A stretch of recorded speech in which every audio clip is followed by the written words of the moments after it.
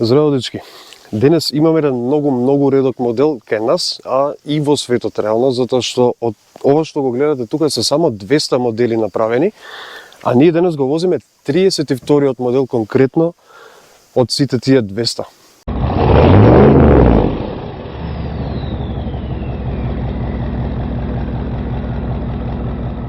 Станува збор за Seat Leon 1P и конкретно овој модел, бидејќи е посебен, е World Champion Edition. Како што ви напоменав, 32-иот само 200 направени. Пред се малку историја за модел. Овој модел е замена за 1M моделот, кој што е воедно првиот Leon што воопшто се произведува. Почнува во 2005 година, во 2009 добива мал фейслифт и завршува во 2012 каде што е наследен од 5F моделот. Значи, овој модел е базиран на истата шасија како Golf 5 и Audi A3 8P моделот.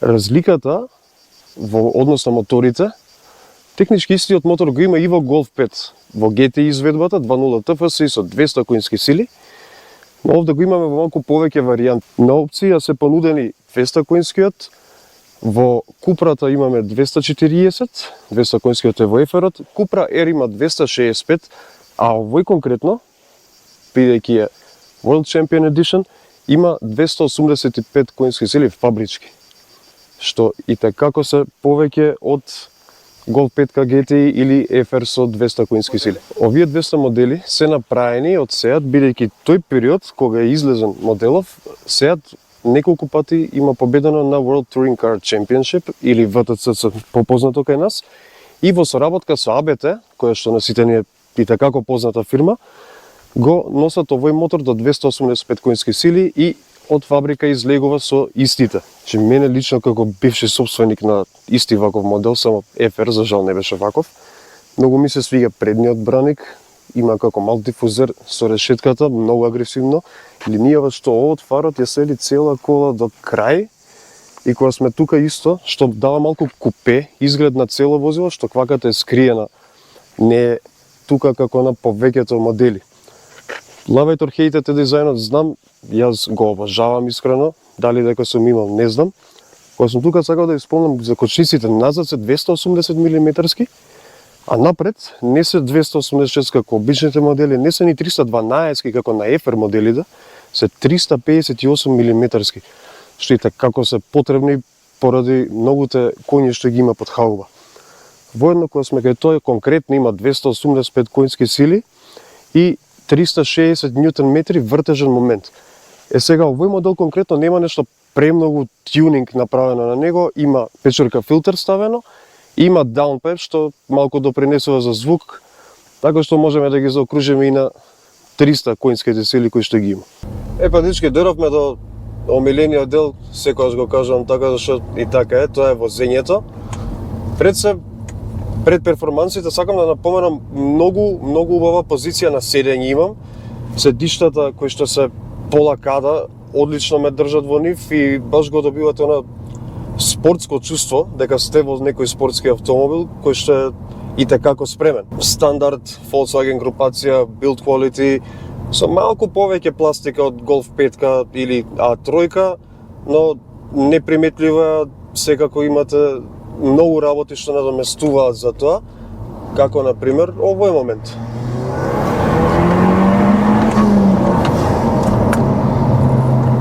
Перформансите не можам да ви опишам. За фабричка кола со фабричка конјажа, минимален тюнинг, филтерот и даунпайпот, ако воопшто може да го сметаме како тюнинг, ненормално чувство вади колава. Има многу торк како за турбобензинец, премногу е жива и жилава уште од ниски обртај. Немам коментар. Сум возел многу вакви мотори и 200 конски што биле како во Golf 5 GT што го спомнав, и со Stage 1 и со Stage 2, но вакво чувство искрено ни еден од тие не ми доловил. Како што кажав, разликата измеѓу Golfот и ова, моторот е ист, но таму започувате со 200 конски сили. За да дојдете до оваа конјажа што оваа кола ја има фабрички, реално ќе ви треба малку повеќе и финанси и делови, а и време нормално, за да ги постигнете, додека овде основата ви е 285 со еден слаб ремап стејдж 1, добивате најмалку 320 до 330 коњски сили, кои што во ова возило и оваа шасија се повеќе од доволни. Да преминам на амортизацијата малку, бидејќи ви кажав, мислам предходно дека сум имал ваков модел на Леон, само беше ефер и беше дизел, знам дека ќе ме хейтате за тоа, ама тоа е, сакам торк, кој што и тој има многу поразлична амортизација за разлика од обичните модели на Леон. Ова е уште по-спортско и уште потврдо, што ако може да приметите по самите кривини, многу подобро држи на пат. Сега да, има малку назадување поради тоа во однос на комфортот, малку е потврдна дупки, но не е ништо што не би можеле да го поднесете секој ден. Апсолутно. Кочниците 358 милиметарски, како што ви кажав, и текако перфектно си ја вршат работата. Дури немам чувство дека нагло кочам, користам 30% од педалата, колата кочи како на некоја нормална, обична кола, да кажам, на фул кочница. Овој мотор, како што кажав, со Stage 1 може да го донесе до 330 коњски сили, а за нагоре нормално уште полесно би дошли и до 400, но исто така е и 2.0, 4 клипа е.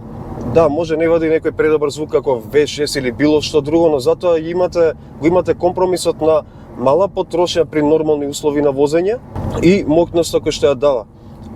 Со минимално пари можете да дојдете до возило што ќе има 330 коња и на нормална вожја ќе ви троши 9,5 до 10,5 градска или 7,5 на отворен пат. Но мислам дека тие и tekako вредат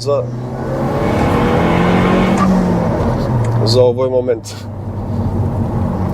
Не само тоа, сакав исто да кажам, конкретно ваков модел не само што е добра алтернатива, туку и е добра инвестиција. Да, вреди доста пари моментално, бидејќи е лимитирана серија, но сметам дека понатаму би вредел па и уште повеќе или во најмала рака би ја задржал цената и после долги години, така што не само алтернатива, туку и добра инвестиција ваков модел на возило. На моменти може да ме приметите дека занемувам, ама не можам да ви го опишам чувството кое што го пружа ова возило. Како се однесува на кривините, како можеби не знам од ваша гледна точка ви дело дека возам брзо и се, а колава е толку спремна што мислам дека не ни станува од кревет за да го направи исто. Тука го имате звукот на усисот, дури на ниски обртаи, така што радиото сметам дека е скоро и непотребно овакво возило. Пишете во коментар дали ви се свиѓа. Интериерот на ова возило е доста специфична работа и многу луѓе сум слушал дека и не им е баш по вкус. Мене ми се свиѓа исто како од надвор, како што кажа преска, love it or hate it, ама мене ми е доста интересен. Самиот дизајн на шалтаблата, самото седење, висока шалтабла има што, иако не е голема кола и е спортско возило, сепак седам ниско и се осеќам дека и на долг пат, дека возам некое поголемо возило, дека, што се вика, спијам во колата, не сум како на педестал качен. Дечки, дојде време да одјавим и оваа епизода, четврта ми е, полека се редат. Се надам ви се допадна ова, бидејќи според мене е многу ексклузивно, мислам само 200 се во цел свет. И при тоа едното е во Македонија и јас го возев. Мене ми е огромна чест, благодарение до собственикот секако. Следете не за многу повеќе епизоди, следат уште поинтересни коли и ексклузивни. Лајк и сабскрајб и се гледаме наредно видео.